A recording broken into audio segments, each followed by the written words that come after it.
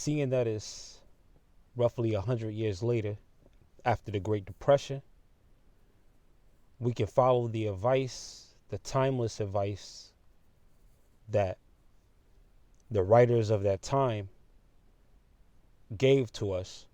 Your Napoleon Hills, your Earl Nightingales, your Wallace B. Waddles, your Florence Scovel Shins, going back to older time periods too. But the timeless advice that does work in any era is to become what it is that you want, to become it.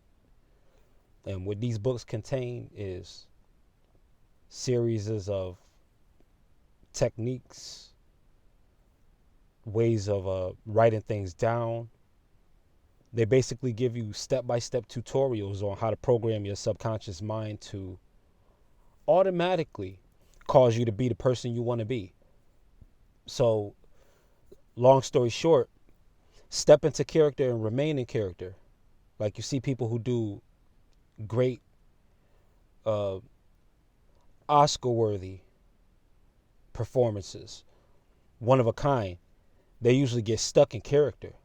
They get stuck in character. They get so ingrained and so entrenched in the role that they have to play that they just get stuck there. It becomes a permanent part of their personality. It just merges. They become the storyline. They become the narrative. You could do this for yourself. Hollywood shows you. All you have to do is be a method actor. Be the same perfect version of yourself every single day. Whoever that is, whatever that is. You continue to be that and hold it for as long as you can, using all your senses to imagine things, not as just being accomplished, but as being done already.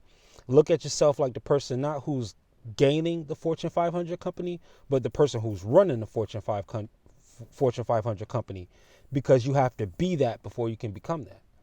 You have to already be it, because that's what it's going to take to bring you to that state. So this is what they mean by being a method actor. You have to step into the methodology that goes into what it is you want to be. If you want to be a computer programmer, you have to start talking the language, even if you don't know what it means yet. You want to start ingraining the psyche into your life and weaving it into your life's thread.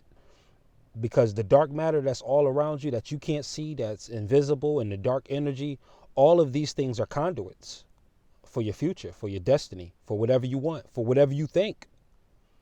It's all right there for you. What you're seeing right now is just after effects, what you see with your physical eyes. These are the results of what went on inside. But the average brain, not mine, but the average brain being encased in these bodies is not too focused on the day-by-day, second-by-second, very minute details of manifestation in terms of guarding every thought.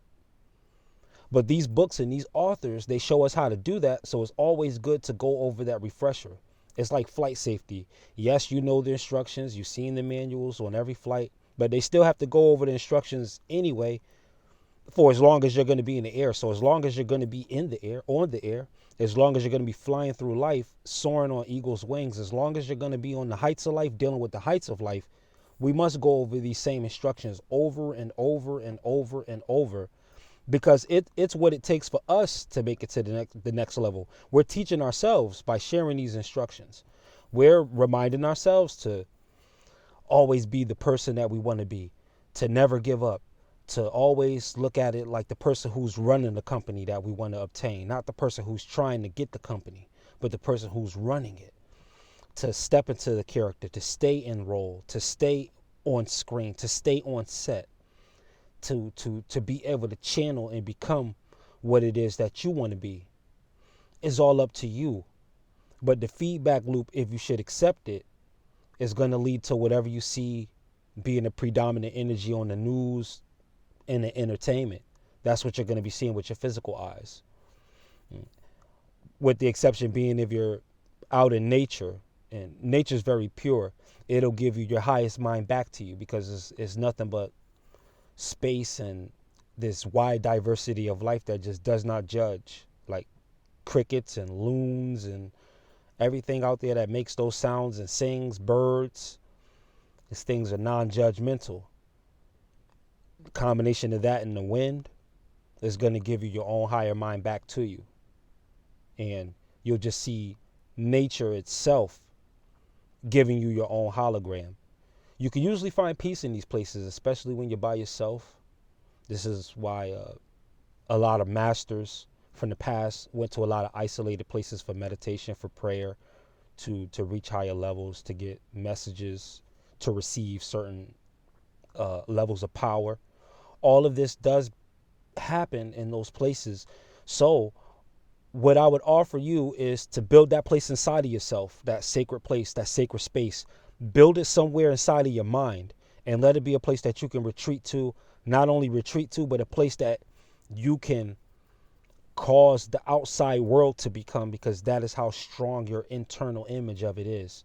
All of these books and these authors, even going up into the newer books now, all of these things also give you a step-by-step process in how to program yourself to do this, because the world on one hand is not necessarily an enemy of you. It's just giving you feedback of whatever's out there. Whoever has this agenda, that agenda, is just giving you feedback. You still are responsible for your own thoughts and governing your own mind. You still have that choice. Even if you think that choice is limited, you still have the power to decide. Never forget that. And it starts with the thoughts first, because if the thoughts aren't there, the actions don't matter.